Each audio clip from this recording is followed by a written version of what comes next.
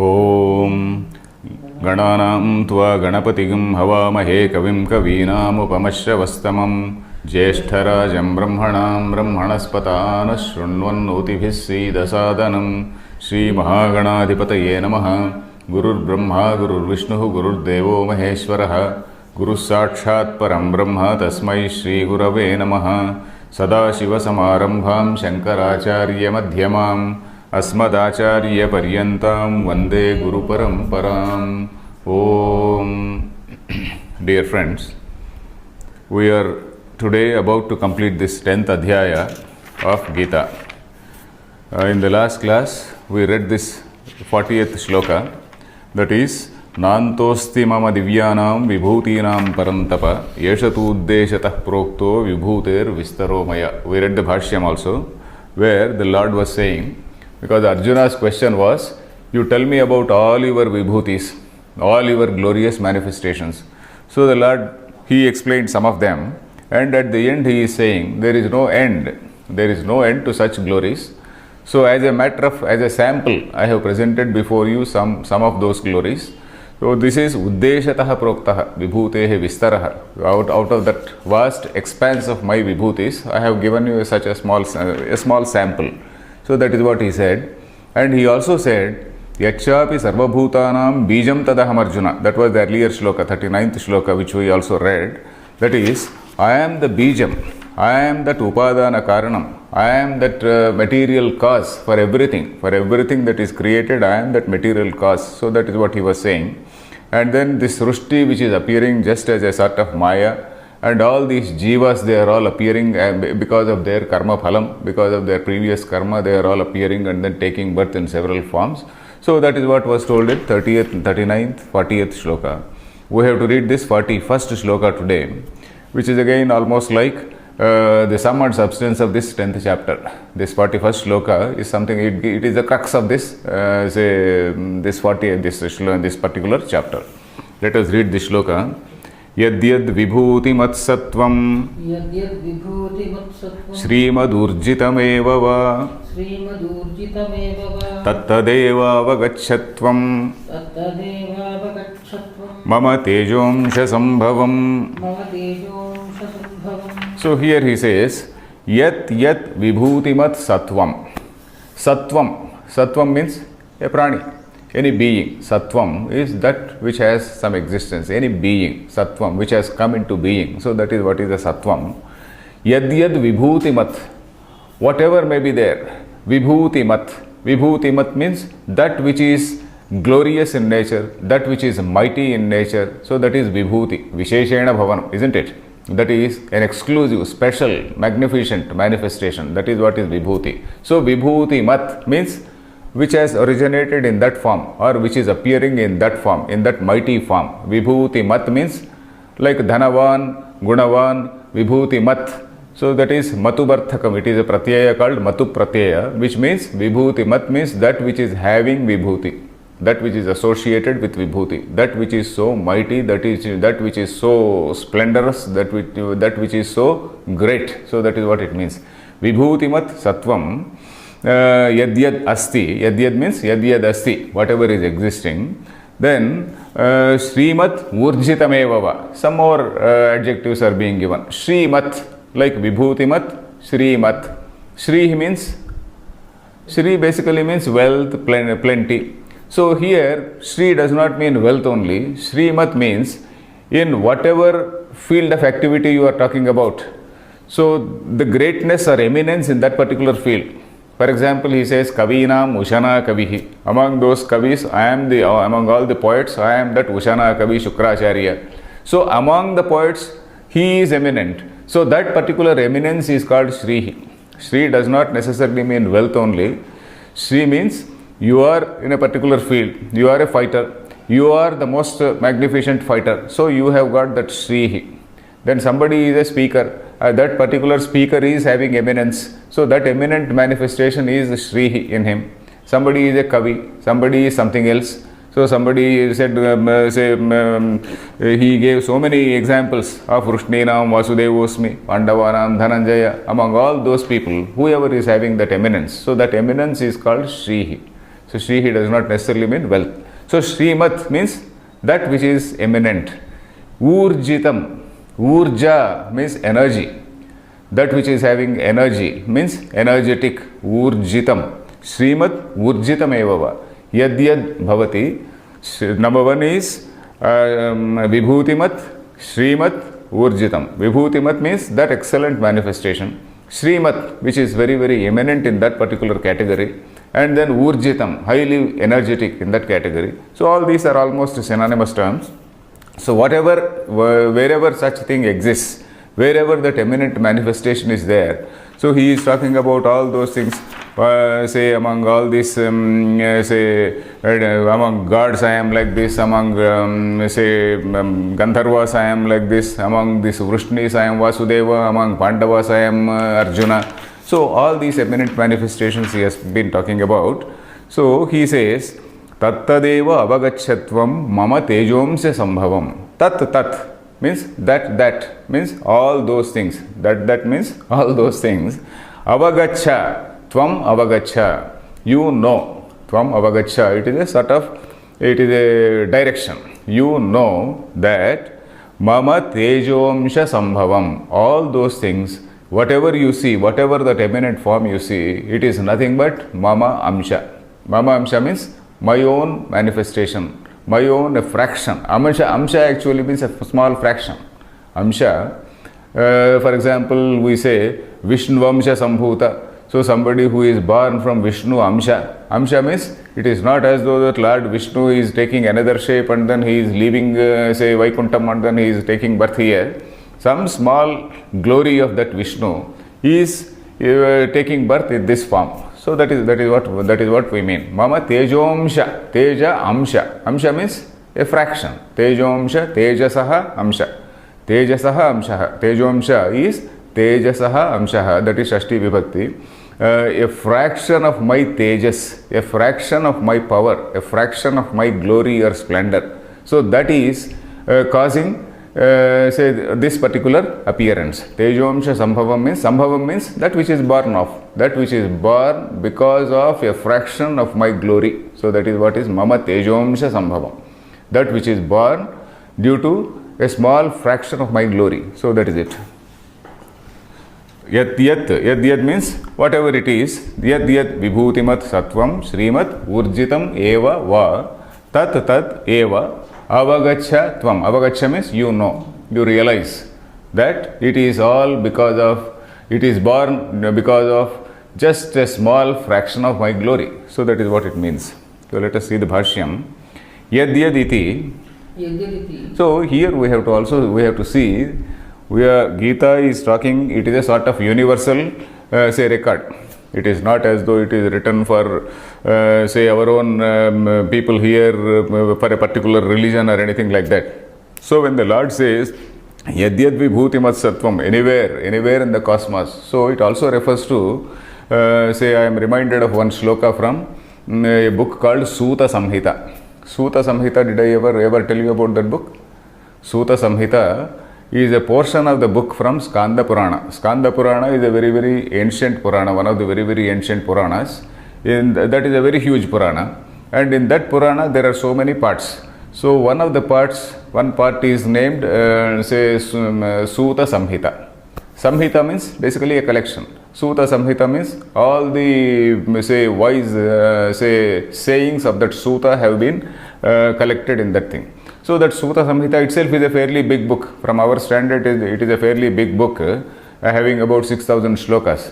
So Suta Samhita again summarizes this Vedanta. The whole Vedanta is summarized in Suta Samhita in different places. All the questions which arise in Vedanta, they are all handled there.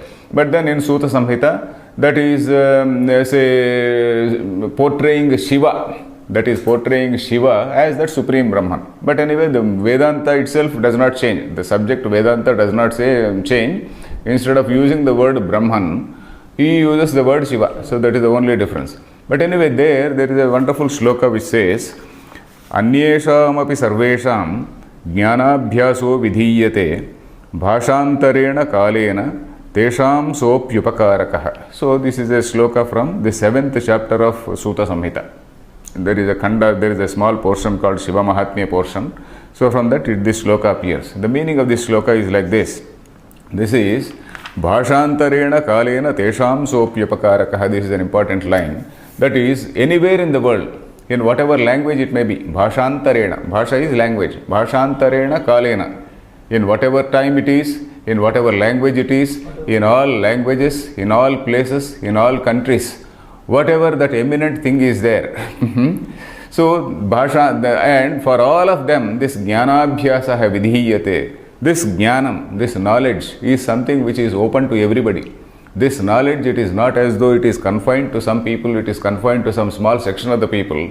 All for all people, for women, for all people of all varnas. In olden days, there was a discrimination among the varnas, and then discrimination to some extent for women also. So there was a question. This sloka arises in the context whether women and also all the people of all other varnas, are they eligible for this jnana abhyasa? Are they eligible for this self-knowledge? So the reply is, all the people, not only here, all the women, children, not children, women, and then all people of all varnas, and then in any other place, in any other time, in any other language, all the people are entitled, or not only entitled, it is something which is jnanabhyasaha vidhiyate. Vidhiyate means they have to necessarily know. They have to necessarily have this self-realization. If you go to some place in some Siberian desert also, this will be applicable even in Siberian desert. This is applicable in some African jungle. So that is what it means. And whoever may be the teachers who come there and then teach self-realization, it may be Christ, it may be some other gentleman. All those people are considered to be the manifestations of the same supreme reality, which is of the nature of existence, consciousness and infinitude. So this existence, consciousness, infinitude is that impersonal thing in which we are visualizing so many personal God forms, isn't it? So many personal God, you may call it Vishnu, you may call it Shiva, you may call it in some other religion may call it something else. All these things are appearances in that supreme thing only, supreme Chaitanya. So this is what we have to remember here. So let us see the Bhashyam. Yadyad loke vibhutimat vibhutiyuktam sattvam vastujatam shrimat urjitameva va Shrir Lakshmihi taya sahitam Utsahopetam va Tattadeva Avagachat Tvam janihi Mama Ishwarasya Tejomsha Sambhavam Tejaso Amshaha Ekadeshaha Sambhavaha Yasya Tat Tejomsha Sambhavam Iti Avagacha Tvam. Okay. So this says Yadyad loke. Loke means in this whole universe, whatever is there, yat, whatever is there in this whole universe, vibhutimat, that is vibhuti yuktam, that which is a vibhuti, that is a glorious manifestation. Sattvam means vastu jatam. Vastu jatam means any object. Any object means any living. We are not referring to inanimate things here. Of course, here inanimate things only dyutam chalayatam asmi, then vadah pravadatam aham, samaha, among the Vedas I am the sama. So there are some inanimate things also, but then among the inanimate things they are not objects like that, but they are branches of knowledge. Their actual sama is a branch of knowledge. Then again something else is a branch of knowledge. So all these things, they are all omkaraha, aksharanam akarosmi, dvandva samasikasya cha. Then again gayatri chandasamaham. All these are things for upasana. All these are exclusive knowledge, branches of knowledge. So these are all for upasana. So either it is a manifestation in the form of a person, or it is in the form of knowledge. So this is what we have seen. There are certain concepts, all these things are forms of knowledge only. So all these things, vibhutimat, vibhuti yuktam, sattvam is vastu jatam. Vastu jatam is all these things, all these objects. Then Shrimat Urjitameva, Shrihi Lakshmihi. Lakshmihi means Again, Lakshmi, we have to take the meaning as, say, not money, but as eminence. Eminence. Lakshmi taya sahitam. So that means which is highly eminent. Then urjitam. Urjitam means utsahopetam va. Urja means utsaha, energy, highly energetic. Then tattadeva, all those things, avagacha tvam janihi. Tvam janihi means you know. Know as what? Mama Ishwarasya. Mama means Ishwarasya, I who am the Lord. Ishwarasya tejomsya sambhavam. Tejomsya, again Shankaracharya is explaining. Tejasaha amshaha ekadeshaha. Ekadeshaha means only a fraction. Ekadesha, only a part of it. Ekadesha means a part, a fraction. Tejasaha amshaha, a part of my splendor. Sambhavaha yasya. Sambhavaha means utpatti sthanam, the place of origin. This Tejomsha, this part or fraction of my glory is the Sambhava, is the cause of Utpatti, Utpatti sthanam, Sambhavaha. Yasya tat Tejomsha Sambhavam iti avagachatvam. You know that, you know like that. Then the last shloka, let us read. Athava bahunaitena kim jnatena tava Arjuna Vishtabhyahamidam krutsnam ekamshena sthito jagat. So here again she says, athava pruthak athava bahuna yetena kim jnatena tava. Kim tava athava, or else. So he is giving another perspective. He is just giving another point of view. Athava, or else. Bahuna yetena kim jnatena tava. Why do you need all these details about all these small things? So that is the meaning here. Why do you? Kim tava means what is, of what use is this to you? Kim tava. Tava means yours. Kim tava means what is the use for you? What? Bahuna jnatena. All these pruthak jnanam. I am talking about this vibhuti, I am talking about another vibhuti, all these so many vibhutis I am talking about. All this is pruthak jnanam, not ekatva jnanam. Pruthak jnana versus ekatva jnana. This pruthak jnana is a word used by one commentator called Nilakantha Dikshita. So he says, Nilakantha, not Nilakantha, but Sridhara Vyakhya. Kimanena parichinna jnanena. All these things are parichinna jnana. Parichinna means totally delimited. You are talking about, say, Garutman. What is Garutman? Garutman is a very, very small, insignificant manifestation of that Supreme Brahman.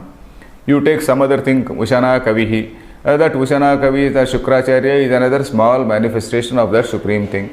You take another manifestation, Arjuna, Krishna, whatever it is, they are all small manifestations of that Supreme. So these are all Parichinna. Parichinna means delimited. All, bound by Desha, Kala, Vastu, Parichinna. Parichinna jnanena sarvatra samadushtimeva kuru iti. So then you develop a larger view, you develop a larger perspective. Why do you confine yourself to this narrow perspective? Then bahuna means pruthak jnatena kim tava karyam. This pruthak jnatena, all this pruthak jnanena or pruthak jnatena, what is the use of this pruthak jnanam? You have a whole knowledge, you have a whole picture. So that is what it means. Bahuna yetena kim jnatena. Nilakantha also says, Uttamadhikarinam uddishya aha. So which means whatever was told earlier about all these vibhuti are not for Uttamadhikari. In Vedanta we talk about two categories of people. One is a Mandadhikari or Madhyamadhikari and the other is Uttamadhikari. Uttamadhikari is a higher level student. Madhyamadhikari is a sort of middle level or lower level student. All these things with all these upasanas which have been told, all these vibhutis which have been told are for the purpose of upasana. Upasana means meditation. Meditation is again, it is a sort of intermediate stage we know. Meditation is a sort of purificatory process. It is a sort of intermediate stage between karma and jnana, isn't it? So this intermediate stage is again for intermediate level of people, not for you. You are a higher level student. So that is what Krishna is saying. You are a higher level student. Krishna, we know that he occasionally pats his student. You are a wise man, you are a very nice man. So that is what he is saying. Athava bahuna yetena. Bahuna means So many things. Bahu is so many things. Bahuna etena. Kim jnatena? What is the use of all this pruthak jnanam? What is the use of all this knowledge? Jnatena is different from jnanena. Jnanena, when we say jnanena, we refer to jnanam. Gnata. Gnatam means that which is known. Jnatena means by knowing all these. So that is the difference, slight difference. Jnatena is by knowing all these things. Kim tava? Kim tava means what is the use? What is the use of all these things? Hey Arjuna. Then he is saying, for this higher level student, you are supposed to know that I am someone who is in charge of the whole Jagat, and then you visualize me, you look at me as somebody who is in charge of this whole universe. That is the next line. Vishtabhya aham idam krutsnam ekamshena sthitaha jagat. So the anvayam is like this. Aham means I, idam krutsnam jagat. You see those words. Idam krutsnam jagat. Krutsnam means the whole, entirety, complete. Idam krutsnam jagat means this whole universe. Vishtabhya. Vishtabhya means having made it steady, or having kept it steady, having kept it firm, having created a sort of harmony in that, having developed a harmony in that. So whatever harmony we see in this cosmos is because of that divine formula only. So Vishtabhya strictly it means stha dhatu. Stha means to stay. Vishtabhya, stha plus lyap pratyaya. It becomes Vishtabhya. Visheshena sthabhya. V plus sthabhya becomes Vishtabhya. Sandhi, it becomes Vishtabhya. Vishtabhya means by keeping it steady. So that is the meaning. By keeping it, having kept it steady, aham idam krutsnam jagat. By how is he keeping it steady? Ekamshena. Ekamshena means merely by a fraction of my power, merely by a fraction of my glory. It is not as though this is the whole glory of me. You see, the basic question in Vedanta, one important question in Vedanta is, we say that there is Shuddha Chaitanya. Shuddha Chaitanya is Satyam Jnanam Anantam Brahma. That Shuddha Chaitanya, there is an appearance of Maya. There is some manifestation of a power, this creative power called Maya. The question is this Maya completely pervading that, say, Shuddha Chaitanya, or is it only part of this Chaitanyam? So that is the question.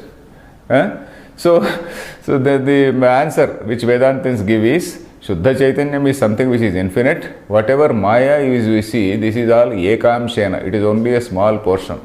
And for that, one commentator has again given an example. That is, it is something like a Megha Kasha. Megha Kasha means clouded sky. So you see, sky is there all over. Sky, all this space is there all over. And then some small portion of the space, it is clouded.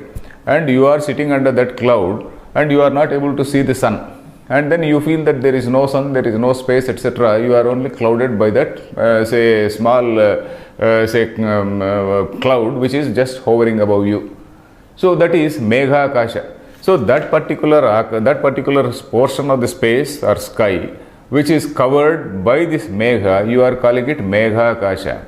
So this Maya is something like a Megha Kasha, which is a very, very infinitesimal part of that supreme consciousness. So that is what it means. Ekamshena sthitaha, aham ekamshena vishtabhya sthitaha. Sthitaha means I am stationed, sthitaha.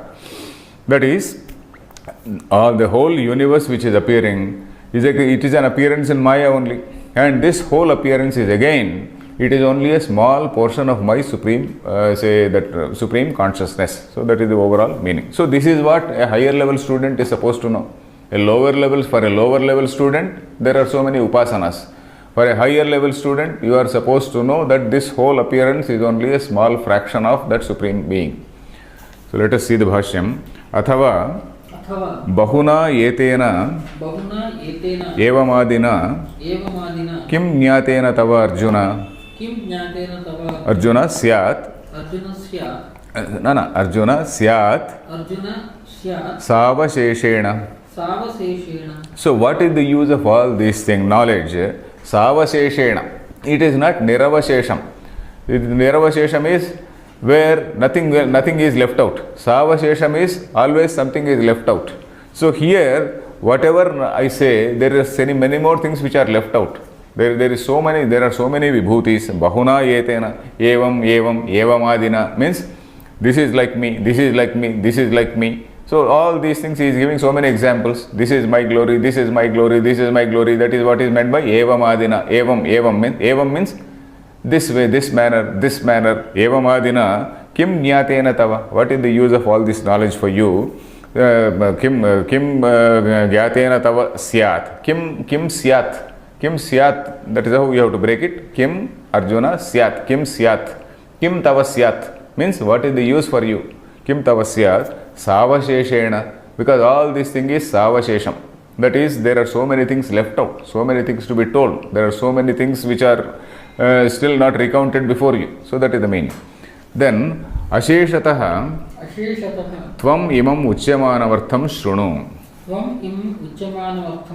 So you now listen to that which I am now going to say. Imam uchyamanam artham shrunu. Uchyamanam means which I am now telling. Uchyamanam, that is which I am now telling. Artham shrunu. Asheshataha, that is about my entire self, about my real self. What is that? Vishtabhya visheshatah stambhanam drudham krutva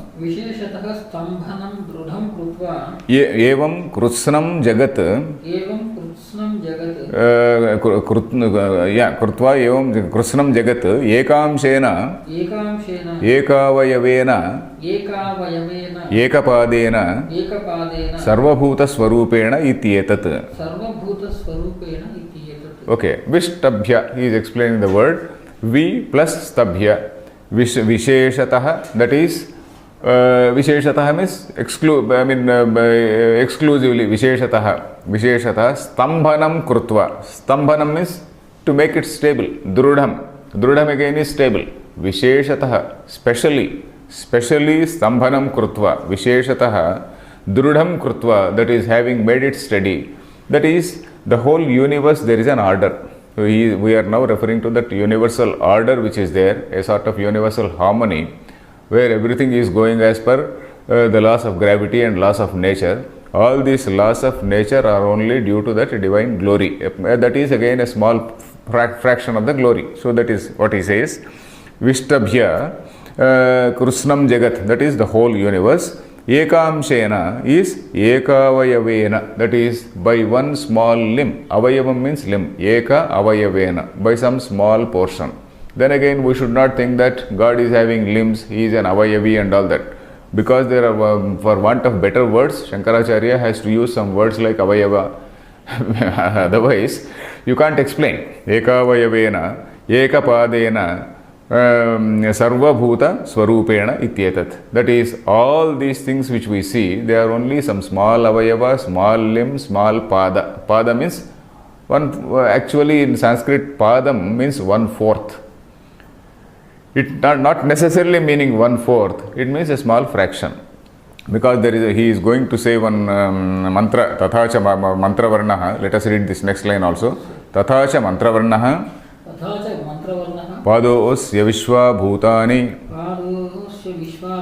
iti sthitoham iti. You know this mantra. Padosya vishva bhutani tripatasya divi tripadurdhva udait purushah. You know that shloka, mantra. So, padosya vishva bhutani is what all you see is only a small fraction. Pada, when you refer to in Sanskrit literature, it means 1/4. For example, you take a shloka. This shloka is, every shloka which we are reading is broken into 4 padas. Pada is 1/4. But here, pada only means a fraction. It is not as though exactly 1/4, 25%, 25% only and 0,000. Not like that. It is a small fraction. He is appearing as this universe. So, tathacha mantra varnaha means in the same manner, there is a mantra also in that padosya vishvabhutani is in this Taittiriya Samhita.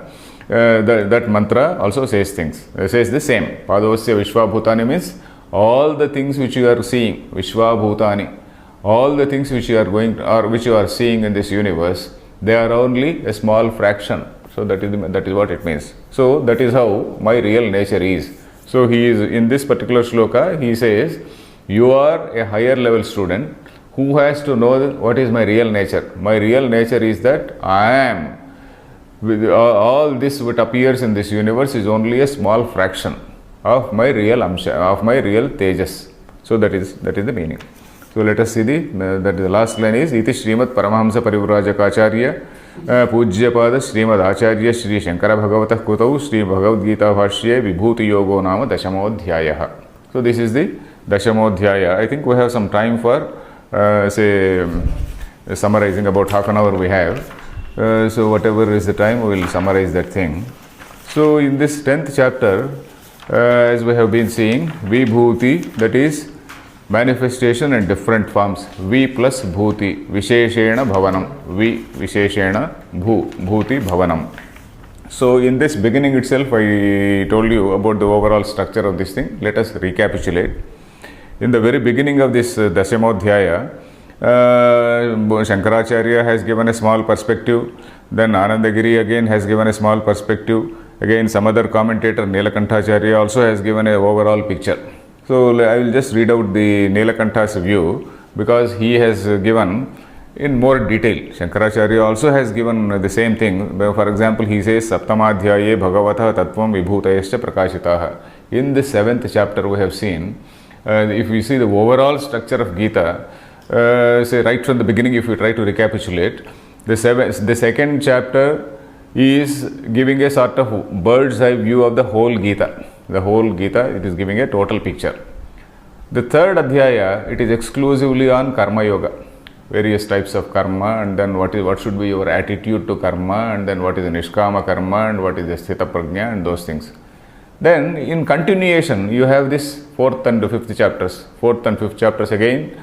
There again, this karma is karma and jnana. The first, in the very second chapter itself, jnana, Sankhya Yoga, it is called Sankhya Yoga. That is, Sankhya means Samyak Khyayate Atma Tattvam. That is the very first opening shlokas, they talk about who you are, this Atma Jnana. Najayate Mriyateva Kadachit. It doesn't die, it is not born, it doesn't die. Nainam Chindanti Shastrani. In those lines, he told about that. So, from that, he came to Karma Yoga. And then the 4th Adhyaya and 5th Adhyaya again, they alternate between Jnana and Karma. Then again, 4th Adhyaya we have also seen, it explains some elaborate picture of this Yajnas, etc.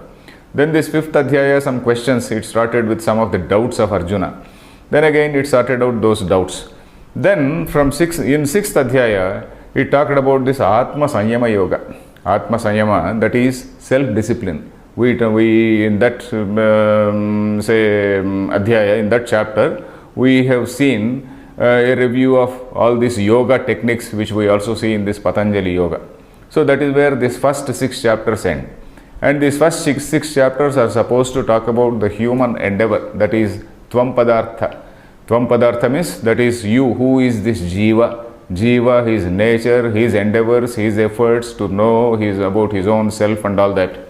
Then from 7th to 12th, the next these 6 chapters, they are supposed to tell about the nature of the supreme thing. And this nature of the supreme thing is told in 2 levels. One is Sopadhika Brahma, the other is Nirupadhika Brahma. So that is what he says. For example, Nilakanta says, in this Saptamadhyaya, Tvampada Vachyortho Nirupitaha Tadupasanascha. Tvampada Vachyartham. We know the words, 2 words called Vachyartha and Lakshyartha. In Vedanta, we use these 2 terms, Vachyartha. When you say Vachyartha means when you are referring to God, what do you say?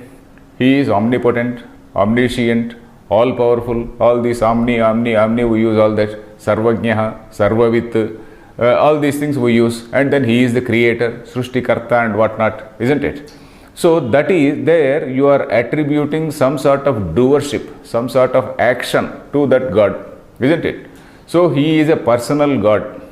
So what this personal God is, this personal God is what is accepted in religion, at the level of religion. Not only in our religion, but you take any religion. You go take all Western religions, take any religion. There is a personal God who is the creator. He has got some structure, a sort of organizational structure for the whole universe. and he has got some justice, say system of dispensing justice. So that is what we see. Then is it the truth? This is not all. So it is God, it is not as though somebody is sitting there as a cosmic super cop and then who is creating, so controlling all of us, and then this is not the picture. If you really go into the truth is much beyond it. The truth is that what we call the supreme reality is not this personal God. There is an impersonal entity. You don't even call it God, you don't call it he, she, he or she, you just call it it. That is an impersonal entity called Satyam, Jnanam, Anantam. And no religion goes to this level. Religion does not go to this level. All religions stop at the level of this personal God only. So this Nirupadhika Brahma, where that Upadhi Rahita, Upadhi means there is a delimiting factor. When you say God, when you say a personal God, he is a Sopadhika only, because he is having some functions. He may not be having form. You may not be able to see him like Rama or Krishna. But then he is having some functions. He is supposed to be favoring his people. He is supposed to be punishing, say, people who don't worship him. So all these things are there. Sometimes he is vindictive. So all those things are there. But of course, not in our, we don't find such thing in our religion. But in other religions, if you see, the God is also shown as a vindictive personality. So, but anyway, we are talking about a Nirupadhika Brahma. Vedanta talks about that supreme thing which is Nirupadhika, which goes beyond the level of this personal God. So that is what we have seen in 9th chapter. 7th chapter, it gave a picture of both Sopadhika and Nirupadhika, that is personal God and that impersonal entity. Then 8th chapter, we have seen these upasanas. 8th chapter talked about various types of upasanas. And then 9th chapter is called Rajavidya Rajaguhya, that is the secret of secrets. The secret of secrets, what did it say? It talked about that supreme, say, nature of that supreme reality. And then again, because that is something which is not comprehensible for dull-witted people, then Arjuna, he is again, he asked, Keshu Keshu cha bhaveshu chintyosi bhagavanmaya, in what all forms should I worship? In what all forms can I see? It is as though Arjuna is asking for himself, or Arjuna is asking, or rather, sage Vyasa has written it for the sake of, say, readers, for the sake of posterity. He has, somehow it is structured like that. So Arjuna himself has asked, say, Krishna to give some, say, examples of his glorious manifestations by which he can do upasana. So that is how, that is the overall context of 10th chapter, isn't it? Yes. So if you see the structure right from the beginning, so that is what we see. This Sopadhika Brahma, that is Vachyartha. Vachyartha is, as I said, when you refer to God as an omniscient, omnipotent, etc., that is what you are referring as Vachya. Vachyartham means that which is indicated by the words. The meaning which we get by the use of words is called Vachyartha, a very verbal meaning. As opposed to that, there is what is called Lakshyartha, that which is indicated, that is the real implied meaning. The real implied meaning is, you are not referring to some ruler of the world, you are referring to some supreme entity. You are not referring to some God who is having a rod in his hand and then dispensing justice. You are referring to some supreme entity called consciousness, called, existence. So that is that Lakshyartha. Lakshyartha is that intended meaning is Lakshyartha. So that is how we have seen. And all these vibhutis are for Mandadhikari.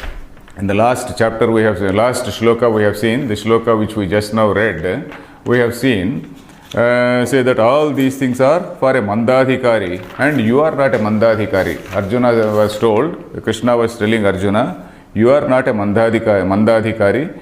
Parichinnam darshanam tyaktva sarvatra brahmabuddhimeva kuru. Nilakantha says, Parichinnam darshanam tyaktva. You give up all this parichinna drushti, that is limited drushti, that is just looking at some limited objective as the ultimate. This is something like a hero worship. So we are all hero worshippers. Particularly in Andhra Pradesh, we see that you say there are so many say idols. Some say some film. It may be some film heroes. Not only in Andhra, but the whole our general Indian mentality is we have so many say people whom we worship. Of course, not only India but all over the world. I feel, because if we worship cricketers here, in other countries they worship footballers. It doesn't matter. So there is some hero. There is a football player or some other boxer or some other person. These are all our heroes in front of us. But here in Gita, we are not talking about such heroes. We are talking about heroes who have this sattva guna in them, not merely physical power, not physical tamasa guna. There may be some excellence in tamasa guna also. We are not talking about tejo, say those tamasa guna. We have talked about this sattva plus rajas. Mama tejomsha sambhavam. The very word tejas is a combination of sattva and rajas only, and not tamasa. There may be a highly villainous character. We are not talking about that. We are only talking about this sattva and rajas mixture only produces this tejomsha. So, and these are the things which deserve to be emulated, which deserve to be imitated or emulated. So, we are supposed to emulate Rama, Krishna, and all such people, and not some say sports heroes or something like that. So, that is what we have seen in this in the word upasana. So, here, say if we again start from the beginning itself. So Arjuna himself, he put the questions. People say that you are the person, ahusvam rishayas sarve devarshir naradas tatha. All the rishis and all these people, they say that you are the supreme being, and then you are manifesting in all these forms. I want to know, katham vidyamaham yogin tvam sada parichintayan. For example, in this 17th shloka, he says, Keshu keshu cha bhaveshu chintyosi bhagavan maya. 17th shloka. In what all forms can I say do your upasana? Can I see you? In what all forms can I see your splendor, your glory? And then he says, Vaktum arhasya asheshena. That is earlier shloka, 16th shloka. Vaktum arhasi asheshena divya hyatma vibhutayah. All your vibhutis, you tell me completely. Asheshena. Asheshana means without leaving anything. So all these things, they are basically for, they are following a particular pattern. That is, when you contemplate on this Sopadhika Brahma, that is Brahman, which is a limited form, that will give you the required purity of mind in order to reach or in order to understand or graduate to the level of that Nirupadhika Brahma. So that is what is the overall philosophy, isn't it? Why do you do upasana? Upasana you are doing for, number one, for concentration, number two, just elevate yourself from the mere level of karma and then know about the nature of the divinity. And then in that nature of divinity, you are seeing some excellent forms and then excellent examples. And then those examples you are following so that you attain that chitta shuddhi, required purity of mind. So that is what we have seen. And Gita, as we have seen right from the beginning, Gita or only any text of Vedanta. Any text of Vedanta aims at a person's internal transformation. Vedanta is not telling about, it is not a book giving a lot of information. Vedanta or even our Bhagavad Gita, it is not a book giving a lot of information to you just for mugging up, or there is no examination. There is no examination here. The examination is for yourself. We have to ourselves examine whether there is any internal change in us. Because Vedanta aims at internal transformation. The basic aim is internal transformation only. Right from 3rd chapter we have been seeing. 2nd chapter of course gave a total picture. The very 3rd chapter said about what should be your attitude to karma. Then the 4th chapter said what should be your attitude to yajna. Yajna, it gives a very elaborate meaning of yajna and all that. Then again all these things have been told about the Atma Sanyama Yoga, the 6th chapter talking about this self-purification methods like this Shama, Dhamma, all these things it talked about. So all these things, they are all various steps, gradual steps in self-purification. So basically Vedanta has to lead you from that level to, from the Sopadhika level to Nirupadhika level, from the level of a personal God to the level of an impersonal entity called Supreme Brahman. So that is the overall picture. So that is why Arjuna was asking, you tell me in what all forms can I contemplate on you. So then Lord Krishna, he started telling. In the very beginning he said, Aham Atma Gudakesha Sarvabhutashaya Sthitaha. So he told the general principle. The general principle is, I am that Atma which is there in everybody's Buddhi Guha. That is 20th shloka. Aham Atma Gudakesha Sarvabhutashaya Sthitaha. And then again he says, all this beginning, middle and end, all these they are manifesting in me. That is the Srushti, Sthiti, Laya. That is the creation, existence and dissolution. They are all manifest in me. That is manifest in my Maya. So that is what he said. And I am that principle. I am that basic principle of consciousness which is there in everybody's Buddhi Guha. Sarva Bhutashaya Sthitaha. Sarva Bhutanam Ashayah. Ashaya we have seen there. Ashaya is that Guha, Buddhi Guha. That Buddhi, the man's intellect is compared to a cave, isn't it? In Vedanta, the Buddhi or intellect is compared to the cave. And in that cave, that reflection of that supreme consciousness is there, because of which all beings are going about their activities. So that is one thing.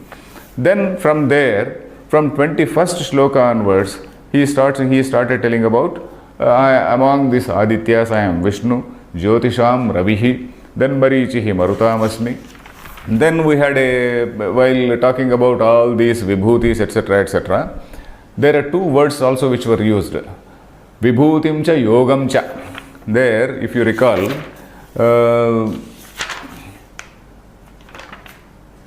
yes, Vistarena 18th shloka if you see, Vistarena Atmano Yogam Vibhutim cha Janardana. Yogam and Vibhutim. These two words again are used. Then again I explained, Vibhuti is all these manifestations. Yogam is the real Rupam, Swarupam. Vibhuti is all this Rupam. Then Yogam is Swarupam. So one is appearance, the other is reality. So these two things, Yogam and Vibhuti. Vibhuti is appearance and Yoga is reality. So the truth behind it. So the truth behind it is, that is what he said. I am that I am in every being, in all these Buddhi Guhas, I am residing there. So that is what is that real nature. That is the Swarupa. So from there we have seen right up to say 37th shloka, 38th shloka, right up to 38th shloka, we have come across so many things, so many types of things. And in this we have seen human beings, we have seen gods, we have seen Gandharvas, we have seen even snakes and birds and all these things. And we have seen the lions, elephants and horses and whatnot.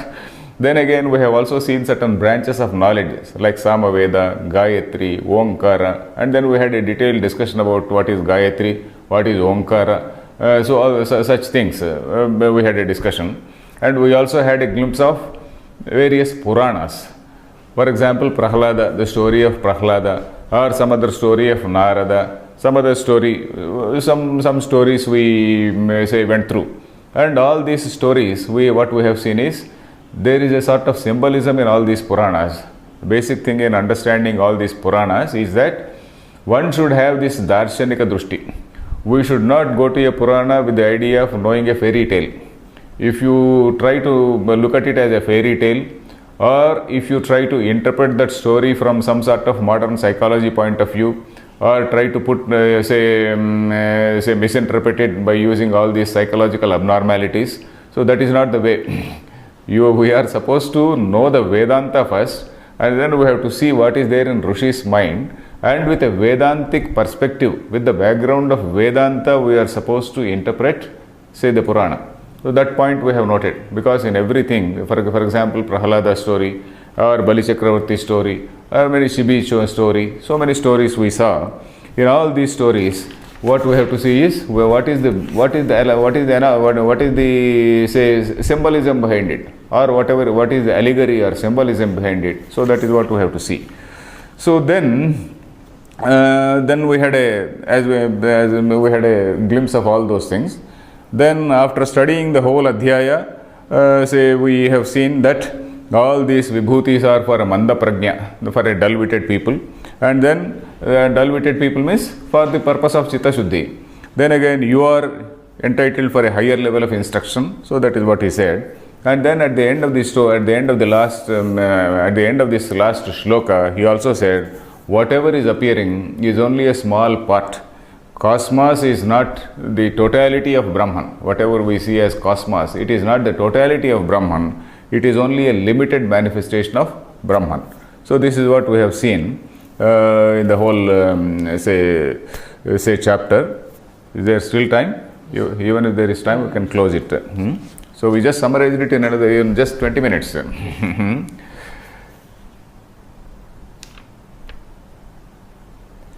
So this is about because all these things are vibhutis. I did not explain. There is no need to again go into all these vibhutis. I just gave an overall structure. So at the end again I can read out one or two lines from these commentators. Ekadashena Vishtabhya. Okay, Nilakantacharya says, Uttamadhikarinam Uddishya Aha. By keeping in mind a Uttamadhikari, that is a higher level student, he says, Mudhan prati etaduktam. What all has been said is for the sake of dull-witted people. Tvam tu etavadeva vidhi. You only know this much. What does it mean? Ekamshena, ekadeshena ahamidam vishtabhya vyapya sthitosmi. All that which is appearing is only a small fraction of me. Then tasmat parichinnam darshanam tyaktva. You just leave all this limited view of this world and then see Brahman all over. Brahma buddhi, sarvatra Brahma buddhi meva kuru. Sarvatra Brahma buddhim kuru means you look at everything as Brahman. So that is what we are supposed to see in this thing. And then in order to continue the same subject, the same thing is continued in Sarvatra Brahma Buddhi is continued in the 11th chapter also. Then that we will do in the next class. Om Purnamadah Purnamidam Purnat Purnamudachyate Purnasya Purnamadaya Purnameva Avashishyate. Om Shanti Shanti Shanti.